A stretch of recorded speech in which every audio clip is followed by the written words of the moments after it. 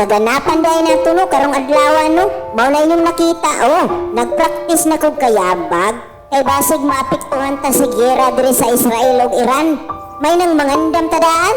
Bitaw no, nagpractice na ko diha og drama. Nga ako'y director, nga ako'y cameraman, ako'y artista, ako'y bida, ako'y editor, ug ako'y producer. Unya, ingon nila, ang requirements daw sa mag-vlog, number 1 man daw ng kabaga sa imong naong.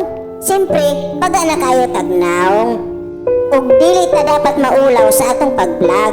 Ug naayo ban diha, sige rag panaway. Uy, mag-vlog ko day kag imo ha, para katilaw ka unsay role sa content creator ba?